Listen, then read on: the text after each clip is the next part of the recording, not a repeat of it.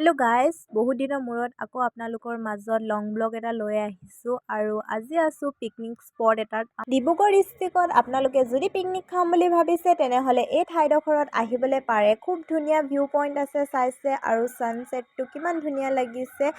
এতিয়া আপোনালোকক ভিউ পইণ্টটো গোটেইখিনি দেখাই দিছোঁ। খুব ধুনীয়া পৰিৱেশ হয়। বহুতে এই জেগাডোখৰৰ কথা গম নাপায়, সেইটো কাৰণে চাইছে খালী আছে। হিডেন পিকনিক স্পট বুলি ক'বলৈ পাৰি আৰু গোটেইবোৰ খালী দেখিছে কাৰণ আমি বহুত ডোখৰ খোজকাঢ়ি কিনে আহিবলগীয়া হ'ল।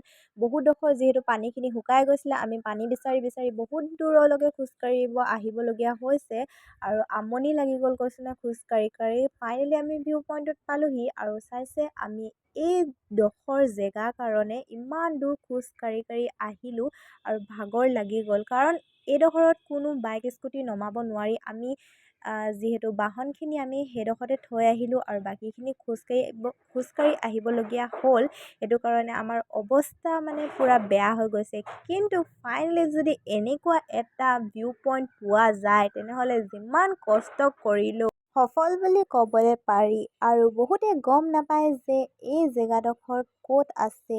এনেকুৱা এটা ভিউ পইণ্ট চাবলৈ কাৰণে সকলোৰে মন যায় আৰু জেগাডোখৰ বিচাৰি নাপায়। আমাৰ যদি ডিব্ৰুগড় ডিষ্ট্ৰিক্টতে ইমান ধুনীয়া জেগা এডোখৰ আছে তেনেহ'লে আমি পিকনিক খাবলৈ কাৰণে ইমান দূৰণিলৈ যাবলৈ কাৰণে কি দৰকাৰ বাৰু।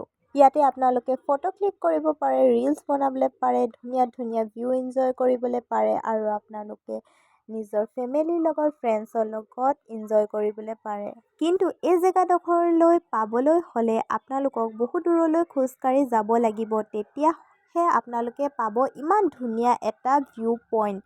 আৰু কয় নহয় কষ্টৰ ফল মিঠা বুলি, সেয়াই আৰু চাইছে আপোনালোকে। এই জেগাডোখৰ নগাগুলি ঘাট আৰু মাইজান ঘাটৰ মাজত পৰে, সেইবাবে হিডেন পিকনিক স্পট বুলি ক'ব পাৰি। বহুতেই এই জেগাডোখৰ গম নাপায়, সেইটো কাৰণে ইমান ধুনীয়া জেগা এডোখৰ মিছ কৰি আছে। চলো চলো চলো চলো চলো, ইধৰ যাওঁ। ৰাতিপুৱাৰ পৰা ফুৰি ফুৰি মুঠতে এতিয়া গধূলি হ'বলৈ হৈছে আৰু ভাল লাগিলে ফুৰি কিনে। আমনি লাগি গ'ল কিন্তু মুঠতে এইডোখৰ ৰেট মানে গোটেই বালি বালি হৈ আছে ন, তাৰ খোজকাঢ়ি খোজকাঢ়ি আমনি লাগিলে। কিন্তু বহুত ধুনীয়া লাগিলে, ভিউ পইণ্ট বহুত ধুনীয়া, আপোনালোকে চাব পাৰে। বহুত ধুনীয়া ভিউ পইণ্ট হয় আৰু ওপৰত এৰ'প্লেন চলি আছে। খুব ধুনীয়া জেগা, পিকনিক স্পটৰ কাৰণে মজা হয়। আপোনালোকে যদি পিকনিক খাম বুলি ভাবিছে আহিব, খুব ধুনীয়া লোকেশ্যন।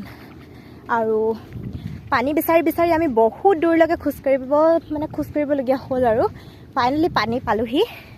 আৰু এতিয়া আকৌ উভতি আহিছোঁ কাৰণ গধূলি হৈ গৈছে। গধূলি ছানছেটটোৰ কাৰণে আমি ৰখি আছিলোঁ। ফাইনেলি গধূলি হ'ল আৰু এইপিনে চাইছে অকণমান হালকা হালকা পানী আছে ধুনীয়াকৈ।